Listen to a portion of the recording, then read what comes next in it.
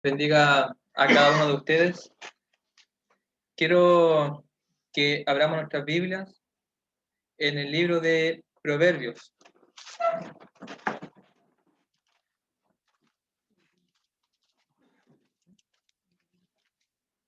Vamos a ver un poco sobre este libro que tiene mucho para enseñarnos a nosotros. Pero antes de comenzar a estudiarlo más detenidamente o de ver algunas lecciones que nos puede entregar este libro, vamos a ver por qué es tan necesario que nosotros comprendamos y dediquemos un poco de tiempo a sacar algunas lecciones de este libro. En primer lugar, es importante que entendamos que nosotros hemos nacido limpios y sin mancha. ¿Ya? Eso es lo primero. Pero a medida que vamos creciendo y vamos distinguiendo o discerniendo entre lo que es bueno y lo que es malo, uno ya comienza a pecar, porque ya tiene un conocimiento de qué es bueno y qué es malo. Luego el pecado se hace dueño de nosotros y nos esclaviza. Por lo tanto, por más que intentemos después salvarnos, va a ser imposible, porque ya somos presos del pecado. Por lo tanto, no hay alguna solución para nosotros o no nos podemos salvar con nuestras propias obras, porque finalmente estamos perdidos. El pecado nos influencia a seguir pecando y cada vez aumentar más nuestros pecados, porque somos parte de él. Ya le pertenecemos al pecado o, en otras palabras, le pertenecemos a Satanás. Entonces, eh, uno llega después a entender que solamente Dios puede hacer algo al respecto. Solamente Dios puede sacarnos de esa condición en la cual nosotros nos encontramos. Y de hecho, una vez que nos salva, una vez que nos saca de esa condición, sigue haciendo obras por nosotros, sigue trabajando en lo que es la conversión del cristiano. La descripción que la Biblia da acerca del hombre, acerca de la humanidad, no es muy favorable.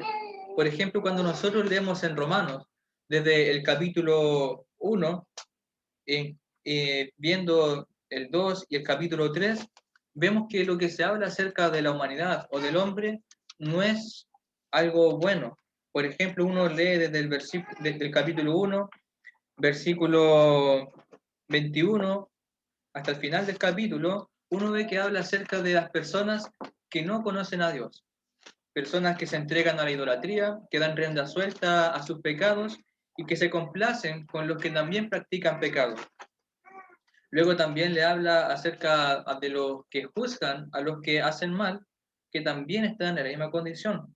Luego también, en el capítulo 2, versículo 17 en adelante, le habla a los judíos, que también ellos que se creen tan religiosos, que se creen tan buenos, que practican una religión, que dicen conocer a Dios, finalmente también hacen las mismas malas obras que las otras personas. Entonces después nosotros llegamos al capítulo 3, al versículo 9, y dice, ¿qué pues? ¿Somos nosotros mejores que ellos? En ninguna manera, pues ya hemos acusado a judíos y a gentiles que todos están bajo pecado. Cuando acá nosotros vemos en Romanos, en los primeros capítulos, que se describe el pecado y la condición del hombre cuando tiene pecado, no está hablando de Hitler, no está hablando de violadores, de asesinos, de mentirosos o de los más malos de los malos.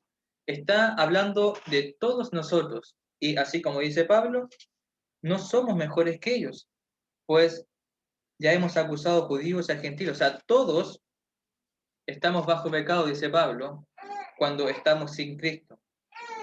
Entonces, esa es la condición que se declara acá en Romanos. Esa es la condición de una persona que no está en Cristo Jesús.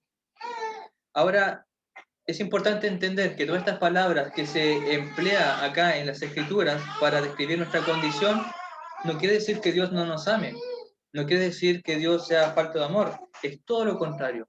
Dios nos dice la condición del hombre sin Dios porque le ama, porque nos ama.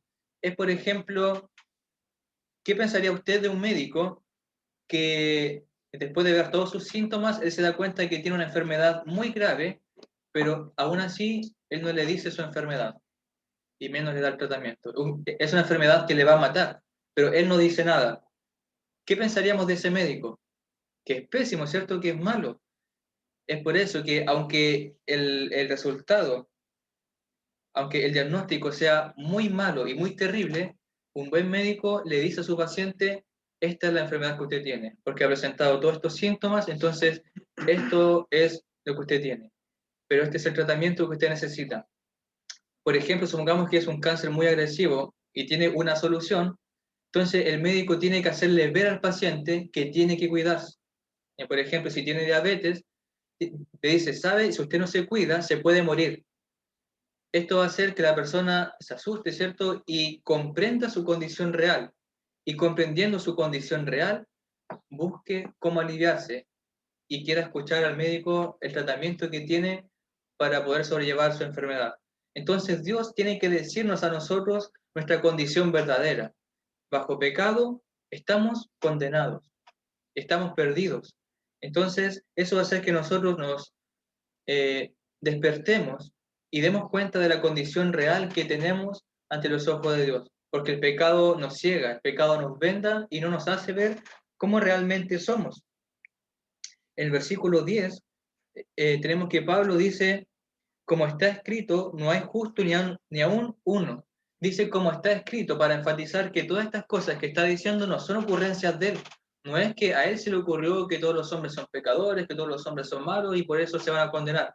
No, es algo que está escrito, es algo que Dios está queriendo decir e informar al hombre. Tienes que hacer algo al respecto, porque tu condición está de peligro, estás en peligro de muerte.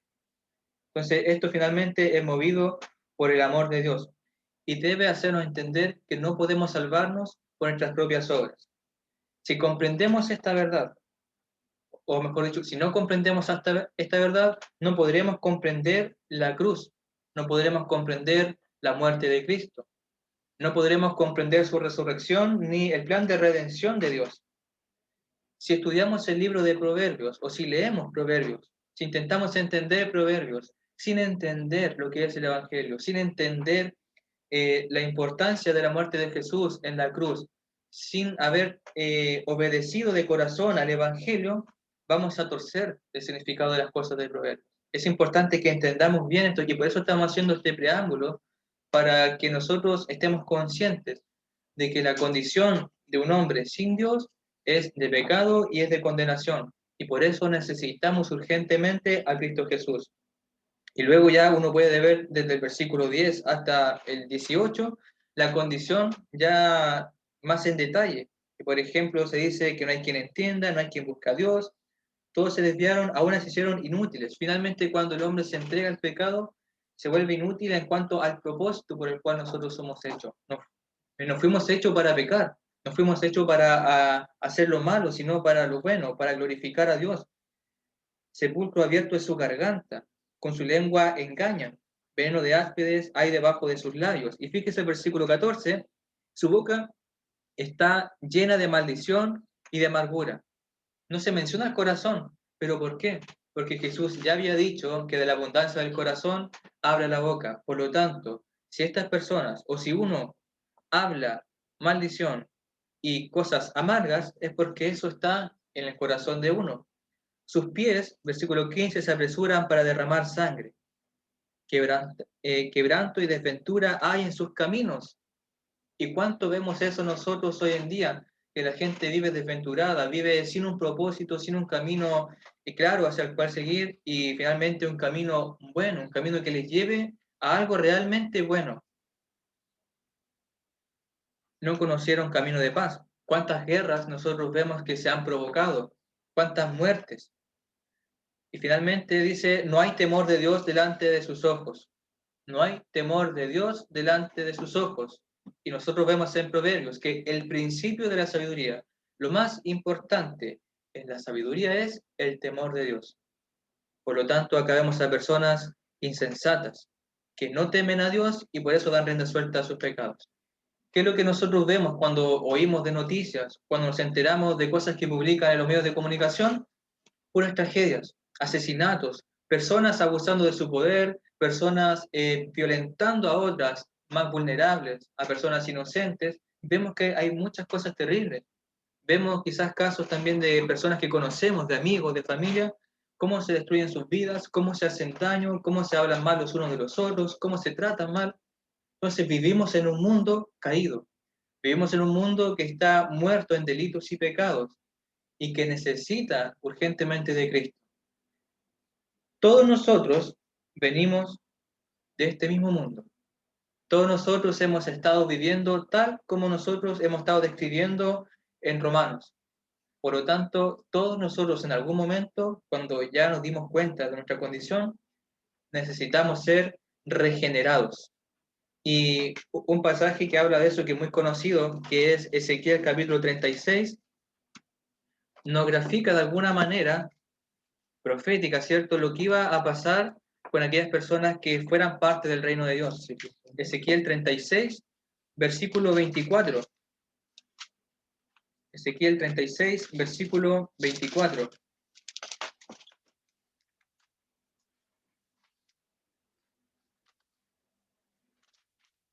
Dice: y yo os tomaré de las naciones y os recogeré de todas las tierras y os traeré a vuestro país. Esparciré sobre vosotros agua limpia y seréis limpiados de todas vuestras inmundicias. ¿Entendemos a qué se refiere esa ilustración, cierto?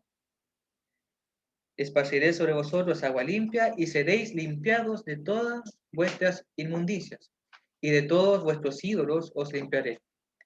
Os daré, este es el pasaje más importante, os daré corazón nuevo y pondré espíritu nuevo dentro de vosotros y quitaré de vuestra carne el corazón de piedra y os pondré un corazón de carne.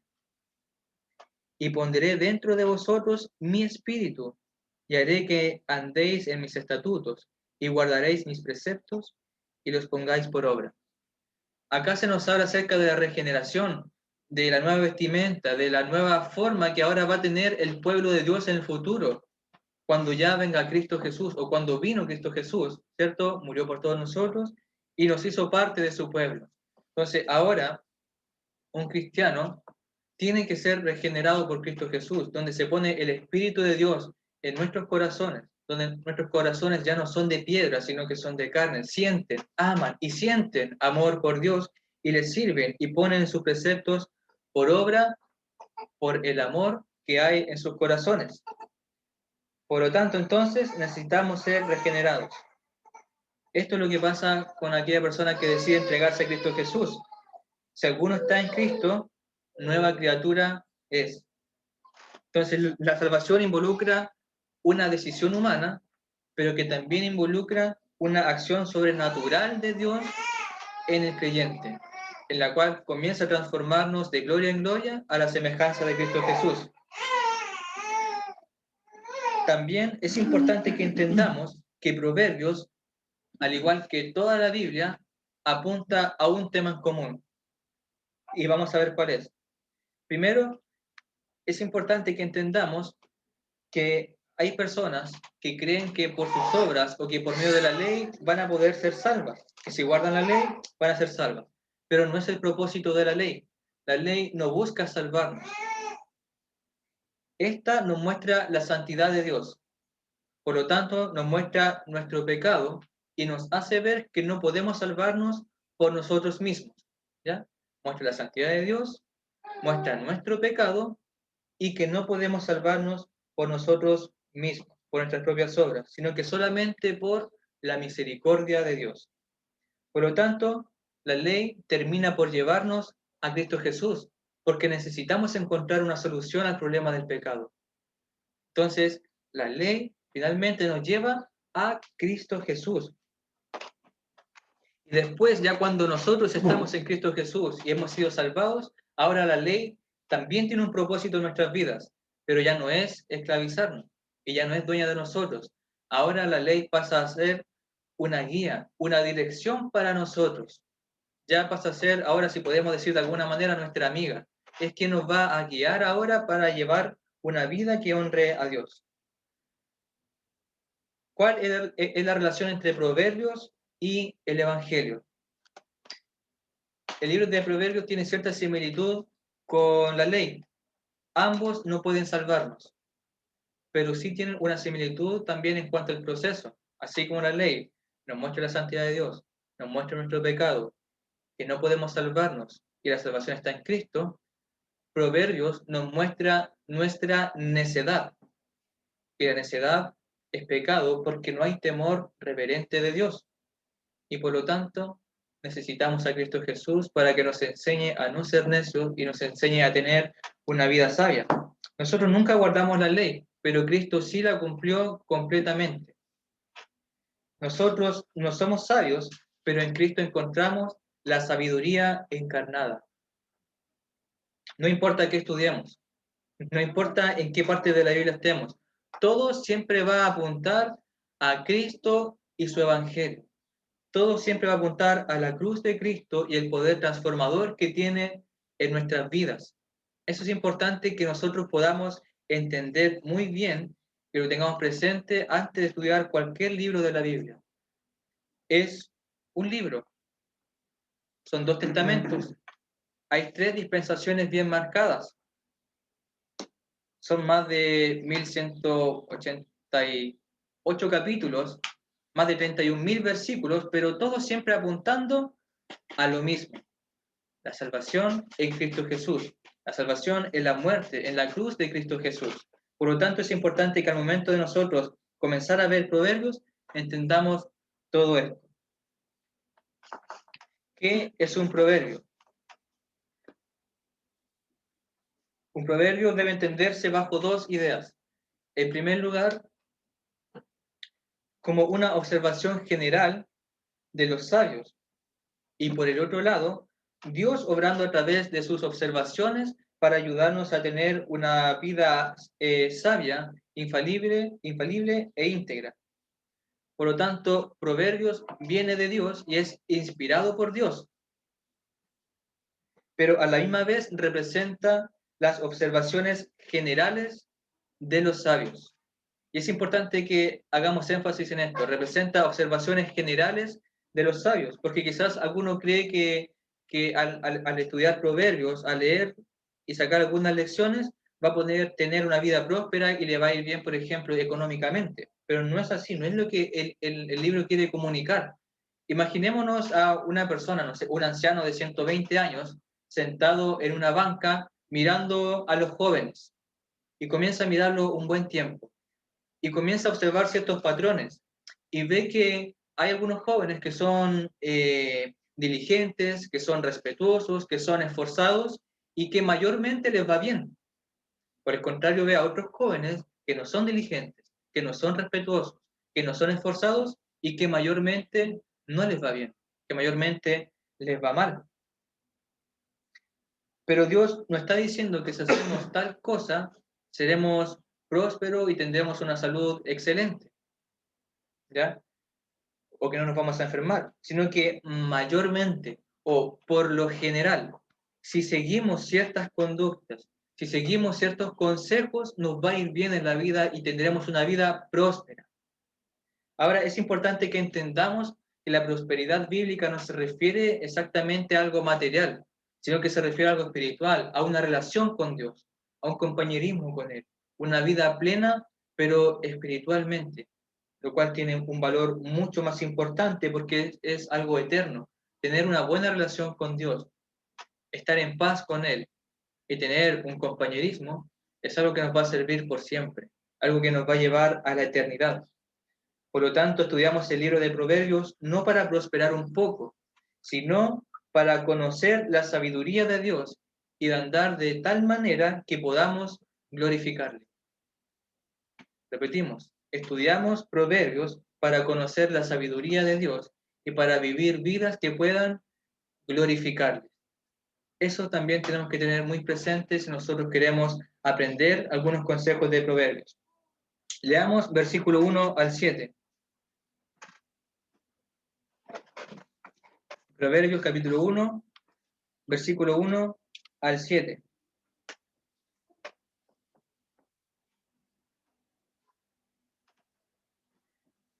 Los proverbios de Salomón, hijo de David, rey de Israel, para entender sabiduría y doctrina, para conocer razones prudentes, para recibir el consejo de prudencia, justicia, juicio y equidad, para dar sagacidad a los simples y a los jóvenes inteligencia y cordura. Oirá el sabio y aumentará el saber, y el entendido adquirirá consejo para entender proverbio y declaración, palabras de sabios y sus dichos profundos. El principio de la sabiduría es el temor de Jehová. Los insensatos desprecian la sabiduría y la enseñanza. Entonces, nosotros estábamos hablando anteriormente que estábamos en un mundo en donde no había sabiduría, un mundo que vivía en insensatez, un mundo desventurado. Entonces nosotros ahora encontramos en Cristo Jesús la solución al problema del pecado. Y ahora que hemos sido salvados, volvemos a Proverbios para ahora cambiar nuestras vidas y aprender a vivir sabiamente. Ahora que ya hemos sido salvados, ahora nosotros queremos glorificar a Dios con nuestras vidas. Por eso entonces ahora volvemos a Proverbios. Y nosotros vemos en el versículo 1, que yo creo que vamos a llegar solamente hasta este versículo por hoy día, encontramos a dos personas, Salomón y David. ¿Qué sabemos nosotros de estas personas? Sabemos que fueron dos reyes muy importantes para Israel.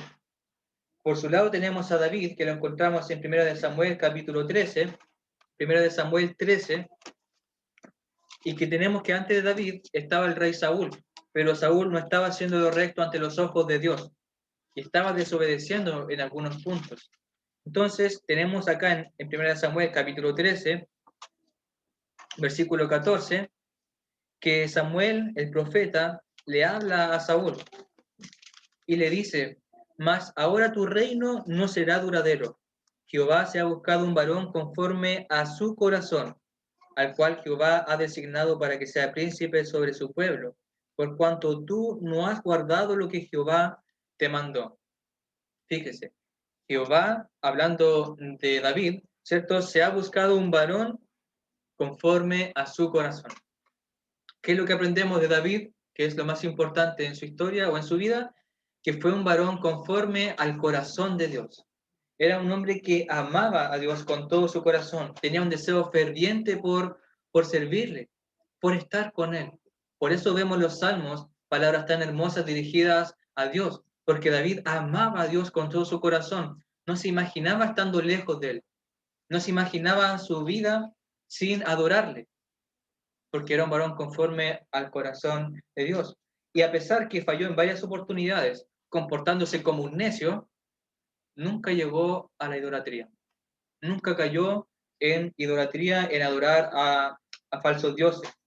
Y cada vez que él caía, siempre buscaba la salvación en Dios. Siempre buscaba la misericordia de Dios y se compungía de corazón, porque era un varón conforme al corazón de Dios. Era un hombre con un corazón, una pasión, una fe muy fuerte. Tenía una hermosa relación con Dios, algo que nosotros podríamos imitar, algo digno de admirar y también tratar de poner en práctica en nuestras vidas. Tener un corazón conforme a Dios. Y por otro lado, tenemos también acá a Salomón, que se nombra en el versículo 1. ¿Y qué sabemos de Salomón? Sabemos rápidamente que fue una persona muy sabia. En Primera de Reyes, capítulo 3, Primera de Reyes, capítulo 3, versículos 7 al 9,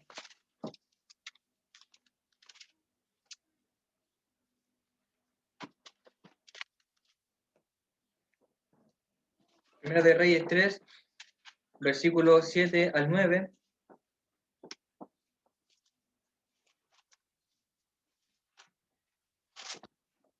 tenemos que Salomón va ahora a estar en el trono. Salomón ahora va a ser rey. Y Dios le dice: pídeme lo que tú quieras, que yo te lo voy a dar. ¿Qué pide Salomón? Versículo 7, ahora pues, Jehová Dios mío, tú me has puesto a mí, tu siervo, por rey en lugar de David mi padre. Y yo soy joven, y no sé cómo entrar ni salir. Y tu siervo está en medio de tu pueblo al cual tú escogiste, un pueblo grande que no se puede contar ni enumerar por su multitud. Da pues a tu siervo corazón entendido para juzgar a tu pueblo y para discernir entre lo bueno y lo malo, porque ¿quién podrá gobernar este tu pueblo tan grande? Y luego vemos en el capítulo 4, versículo 29, vemos que Dios le da a Salomón lo que pide. Y Dios dio a Salomón sabiduría y prudencia muy grandes, y anchura de corazón como la arena que está a la orilla del mar. Era mayor la sabiduría de Salomón que la de todos los orientales y que toda la sabiduría de los egipcios. Entonces, acá vemos a Salomón, que fue un hombre muy sabio, un hombre que, al que acudían personas de todos los lugares, de muchas naciones, de muchos pueblos, venían a Salomón para escuchar su sabiduría, venían para pedir consejos. ¿Por qué? Porque no solamente tenía conocimiento de materias, de ciencia, sino que también era un hombre sabio, que podía decir si una decisión era buena o era mala, o o cuál era el mejor camino para tomar en cuanto a decisiones. Entonces venía mucha gente ante Salomón para pedir su consejo. Entonces, aquí vemos dos partes. Tenemos a David, que amaba mucho, y tenemos a Salomón, que tenía mucha sabiduría. Pero Salomón, sabemos que ya llegando a una edad de ser anciano, se casó con muchas mujeres extranjeras que adoraban a ídolos, y estas mujeres influenciaron a Salomón para también adorar a estos ídolos, dejando al Dios verdadero. Entonces, tenemos que David tenía un corazón apasionado, amó con todo su corazón a Dios, pero le faltó sabiduría. Tenemos a Salomón, que tenía mucha sabiduría, pero le faltó pasión. Por lo tanto, ¿cuál es la primera lección que aprendemos nosotros? Tenemos que tener un corazón como el de David y una sabiduría como la de Salomón. Tenemos que tener ambas cosas. No podemos solamente enfocarnos en la Biblia, en estudiar, en escudriñar y aprendernos toda la Biblia y dejar de lado el corazón, dejar de lado la oración, dejar de lado los cánticos y la devoción por Dios. Tampoco podemos irnos al otro extremo y solamente orar, solamente lo que es pasión y amor y dejar de lado las escrituras. Es importante que nosotros aprendamos ciencia. Cuando hablamos de ciencia me refiero a conocimiento bíblico, al conocimiento de Dios. Conocerle a través de su palabra. Es importante que tengamos una relación estrecha con Dios, una relación personal. Por eso es que Jesús dijo, y amarás al Señor tu Dios con todo tu corazón, con toda tu alma, con toda tu mente, con todas tus fuerzas, porque involucra todo lo que somos nosotros. Tenemos que conocer a Dios en nuestra mente, conocer su ley, conocer su voluntad, pero también tenemos que amar a Dios con nuestro corazón, amar su palabra, amar sus preceptos, sus mandamientos. Alguien dice, pero ¿cómo puedo amar los mandamientos de Dios? Yo me he preguntado lo mismo, ¿cómo? Porque yo leía en los salmos que David amaba su voluntad, amaba los preceptos de Dios. Y yo decía, pero ¿cómo es posible eso? Porque tal vez alguien lo podría considerar un poco pesados, un poco complicados, pero David llegó a amar tanto a Dios que amaba todo de Dios. Amaba su forma de pensar, amaba su forma de ver la vida. Amaba a Dios y entendía, amaba a Dios y confiaba en Dios. Y entendía que si Dios nos decía que debemos seguir tal camino, es porque es lo mejor para nosotros, porque él amaba y confiaba en Dios. Y aunque quizás no entendía todas las cosas, él lo hacía porque confiaba y amaba a su Dios. Por lo tanto, nosotros debemos seguir ese mismo ejemplo, amar con todo nuestro ser a Dios, pero también con toda nuestra mente, querer conocerle, querer conocer las cosas que tiene para decirnos. En este libro de Proverbios, Dios tiene muchas cosas para enseñarnos a nosotros, pero la pregunta es, ¿deseamos nosotros vivir apasionadamente por el Señor? ¿Deseamos nosotros entregarnos completamente en cuerpo y alma a nuestro Dios? ¿Queremos aprender realmente de Él? ¿Queremos que nos instruya? ¿Queremos que Él ponga su sabiduría en nuestras vidas? ¿Queremos vivir vidas que glorifiquen a Dios? ¿Vidas que le alaben? ¿Vidas que hagan que las personas vean nuestras obras y glorifiquen al Padre? Porque nosotros somos la sal de la tierra, somos la luz del mundo. Y la gente va a leer la Biblia solamente o mayormente a través de nosotros. Nuestras cartas sois vosotros, dijo Pablo en 2 Corintios capítulo 3. Nuestras cartas sois vosotros. Y no escrita con tinta, y no escrita en piedra, sino que con el Espíritu Santo en nuestros corazones. Entonces la gente que no conoce a Cristo va a leer las Escrituras y va a conocer a Dios solamente a través de nuestras vidas, a través de nuestro comportamiento. Por eso nosotros necesitamos también mostrar verdaderamente a Cristo. Y para mostrar a Cristo tenemos que ser sabios. Tenemos que dejar de cometer errores de niños, dejar de comportarnos de manera inmadura. Tenemos que dejar el pecado. Tenemos que ser más fieles a Dios. Tenemos que amarle con todo nuestro corazón, aprender sabiduría, aprender conocimiento y amar con todo nuestro corazón a Dios. Así que vamos a dejar hasta acá esta lección. La próxima semana vamos a continuar y vamos a avanzar algunos versículos de este capítulo. Pero quiero que nos quedemos con esto, que tal vez es un mensaje breve, pero quiero que lo entendamos bien. Y vamos a hacer una recapitulación. Necesitamos nosotros aprender sabiduría. ¿Por qué? Porque venimos de un trasfondo pecaminoso. Venimos de una vida llena de pecado y de maldad, de una vida desventurada, de una vida sin un propósito, sin un lugar bueno al cual poder ir. Por lo tanto, necesitamos transformar nuestras vidas. Necesitamos hacer un cambio en nosotros, porque no dejamos de cometer pecado de la noche a la mañana. Es un proceso de conversión que hace nuestro Dios, ¿cierto? De regeneración. Por lo tanto, necesitamos que Cristo, que el Espíritu de Dios, obre en nuestras vidas. Si el Espíritu de Dios no ha cambiado nuestros corazones, si Cristo no nos ha cambiado, el libro de Proverbios tampoco lo va a hacer. Por eso es importante que nosotros estemos rogando al Padre para que trabaje en nosotros, para que trabaje en nuestros corazones y nos ayude entonces a tener un corazón como el de David y que también ahora nos permita tener una sabiduría como la de Salomón. Y vamos a ver un poco de la sabiduría de Salomón en las próximas lecciones, que nos habla acerca de lecciones que nos llevan vidas más prudentes, vidas que glorifican a Dios. Les agradezco por su atención, hermanos. Les animo también a leer este libro en la semana, a que meditemos en él, y así la próxima semana podamos tener ideas más frescas sobre lo que Salomón nos quiere hablar en estos proverbios. Muchas gracias y que Dios les bendiga.